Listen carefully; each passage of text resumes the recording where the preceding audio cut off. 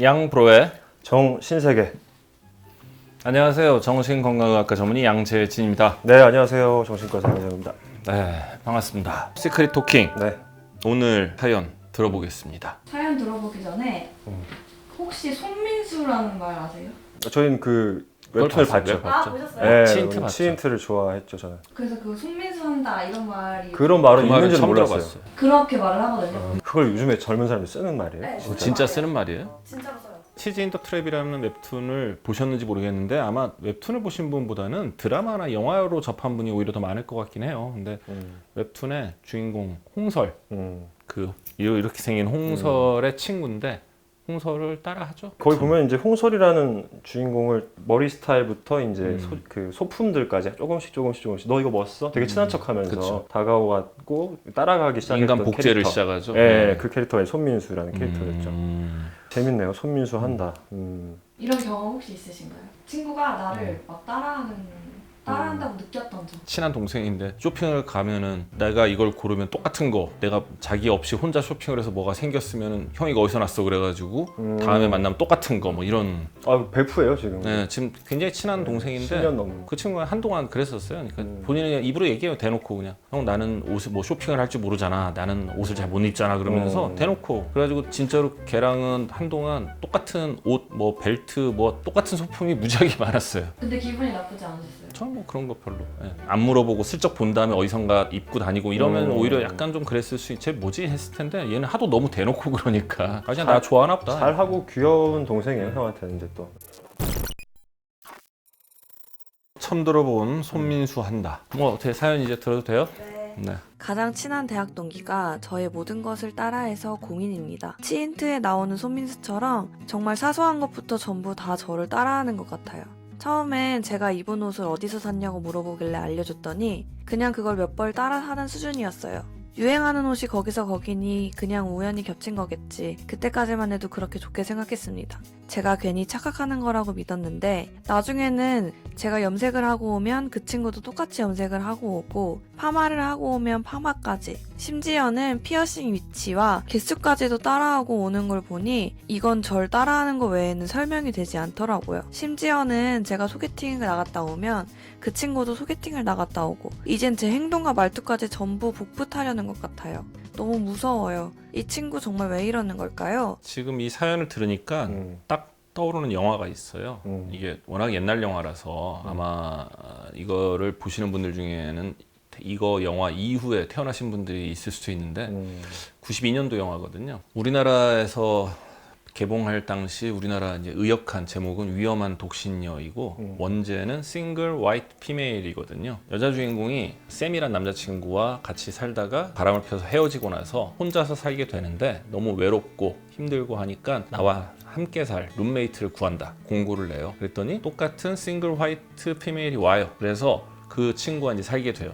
근데 이 친구가 남자친구로부터 실연을 당하고 되게 힘들어하는 주인공을 그렇게 옆에서 잘 챙겨주고 달래주고 하면서 둘이 베프가 돼요. 근데 문제는 언젠가부터 이 친구가 나와 똑같은 화장품을 쓰고 나와 똑같은 구두를 신고 나와 똑같은 옷을 입고 어느 날 봤더니 머리도 길었는데 똑같이 숏컷을 하고 나타나고 머리 색깔까지 똑같이 점점 무서워지죠. 근데 알고 봤더니 그 새로 구한 룸메이트가 쌍둥이였는데 아기 때 쌍둥이 자매가 물에 빠져 죽어요. 근데 이 친구가 그 트라우마에서 못 벗어나서 이 친구에게 필요한 거는 자기의 소울메이트였던 자기 쌍둥이를 다시 그 자리를 채우는 거야. 그 영화가 딱 떠올라요.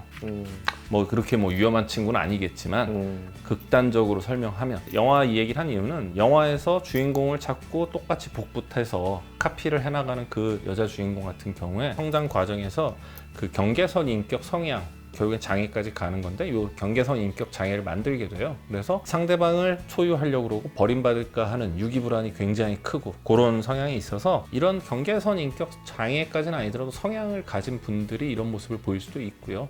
경계선 인격을 얘기하셨는데 그거의 코어 가장 큰 문제는 정체성의 그치. 혼란이에요. 그러니까 정체성의 부재. 아이덴티티 디퓨전이라고 하는데 정체성이 없는 거거든요. 나라는 사람의 정체성이 없어요. 그러다 보니까 바운더리가 불분명하고 결과적으로 어떤 사람을 사랑하고 너무 좋아하게 되면 하나가 되려고 해요. 자꾸 딱 적당한 거리감이라는 걸 못 느껴요. 그래서 우리는 보통 내가 있고 그 다음에 나를 둘러싼 가족이 있고 그다음 친구가 있고 직장 동료가 있고 이런 식으로 경계가 있는데 사람들만의 이 순서가 있는데 경계성 인격을 갖고 계신 분들은 이 순서가 뒤죽박죽이죠. 그래서 처음 만난 사람하고도 50년 된 베스트 프렌드가 될 수도 있는 거고 하루아침에 인간관계를 또 단절할 수도 있는 거고 그게 남과 나에서 반복되는 것도 있고 나 스스로 나를 못 견디고 내가 살아있다는 느낌을 못 가지니까 자꾸 자해를 하면서 내가 살아있음을 느끼고 자기의 바운더리를 계속 확인하고 이런 것들을 이제 한단 말이죠. 근데 이런 걸 따라 하시는 분들은 기본적으로 정체성이 아직 확립이 안 됐다라고 이해를 하시면 돼요. 그러니까 대부분의 아이돌들을 좋아하는 팬들이 사춘기 소녀가 많은 이유가 그들이 나이를 먹으면 어느 순간 정체성이라는 게 생기고 그게 생긴 이후부터는 누군가를 그렇게까지 팬으로서 열렬히 좋아하기가 힘들어지거든요. 왜냐면 나라는 사람이 좀 갖춰지고 나서는. 근데 그게 없는 나이대가 이제 그 나이대고 그럴 때 이렇게 친구를 따라하는 일들도 많이 생긴다라는 거죠. 근데 그때는 자기가 누군지도 잘 모르겠고 뭐가 좋은지도 잘 모르겠는데 제가 너무 예쁘고 멋있고 좋아 보이니까 그냥 그 친구랑 자꾸 자기를 동일시하고자 하는 욕구가 굉장히 큰 거예요. 그래서 그거에 대해서 저는 뭐 성장 과정에서 누구나 아니겠지만 많은 사람들이 이런 행태를 보일 가능성이 굉장히 높고 어른이 돼서도 이런 모습을 보이고 있다라고 한다면 아직까지 그 친구 정체성이 별로 자리 잡지 못하고 있는 상황이고 근데 그 나를 따라하고 있다 이건 나를 굉장히 좀 우상화하고 있고 나를 이상화하고 있다라고 이해를 하시면 될 것 같아요. 어느 정도의 겁이 나고 무서울 수는 있겠지만 내가 이만큼 누군가한테 영향을 줄 수 있는 사람이구나라고 좀 긍정적으로 생각을 하실 필요가 있다라고 생각합니다. 지금 얘기하는 대로 우리가 아이돌 팬덤에 대해서 설명을 할 때 가장 많이 얘기하는 게 우상화하고 동일시란 말이에요. 누군가를 굉장히 대단한 사람으로 인식을 하고 그와 닮고 싶어서 노력을 하고 그게 이제 아이돌 팬덤이 생기는 것에 대해서 설명을 할 때 가장 많이 사용하는 건데 즉 이 친구에게 사연을 보내주신 분이 하나의 아이돌일 가능성이 크죠.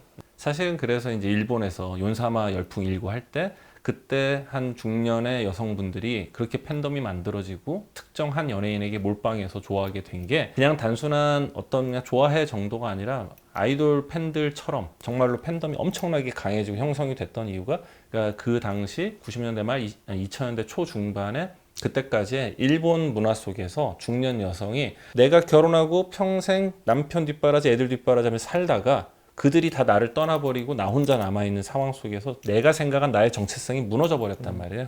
그럴 때 이제 그런 팬덤이 생기는 거예요. 맞아. 그러니까 이 친구 같은 경우도 마찬가지일 거라고요. 대학 동기라는 거 보니까 아직은 20대 초중반일 가능성이 큰데 이 사연을 보내주신 분을 따라하는 이 친구는 나이는 그 정도 먹었음에도 불구하고 아직도 자기가 어떤 사람인지에 대한 정체성 확립이 안 됐을 가능성이 크기 때문에 내가 좋아한다는 표현을 그냥 이런 식으로 할 수도 있고 내가 좋아하는 저 사람을 닮고 싶고 나는 저렇게 되고 싶다라는 욕구가 그런 식으로 표출이 되는 것 같아요. 그래서 너무 무서워하지 마시고 네네. 그냥 아유 이 친구가 날 많이 좋아하는구나 정도로 생각을 하시면 될 것 같고 네. 다만 이 사연을 보내주신 분의 친구분이 혹시라도 이거를 보거나 주변에서 듣는다 그러면은 꼭 생각하셔야 될 게 내가 아직 내가 누군지를 몰라서 내가 어떤 사람인지 그림이 제대로 안 그려져서 내 이러는 거구나라는 거는 좀 생각을 해보셔야 될 것 같아요. 그 친구분한테 마인드 카페에 있는 나를 찾아서를 한번 해보라고 하십시오. 너를 좀 찾아봐. 응, 가장 친한 친구라고 했으니까 돌려서 그냥 널 좀 찾아봐. 너의 정체성을 이렇게 좀 찾아가 봐라는 메시지를 좀 줬으면 좋겠네요. 하나 걱정이 되는 게 동성 친구일 가능성이 큰데 이 사연을 보내주신 분에게 이성 친구가 생기게 돼서 자기가 어떤 순위에서 밀린다는 느낌이 들 때 아마 이 따라하는 이 친구가 굉장히 돌발적인 행동을 할 가능성이 있거든요. 그리고 이 친구는 본인이 원하지 않아도 굉장히 큰 상처를 받을 가능성이 커요. 그래서 만약에 그런 상황이 아직 벌어지지 않았다면 친한 친구를 위해서라도 반드시 본인 스스로를 좀 찾아갈 수 있도록 조언을 해주시는 게 필요할 것 같아요. 마인드 카페 어플 다운받으시고 네. 사연 많이 남겨주시고요. 다뤄줬으면 하는 콘텐츠들 댓글로 부탁드리겠습니다. 저희가 또 잘 다뤄보도록 할게요. 구독, 좋아요. 알림 설정까지 꾹.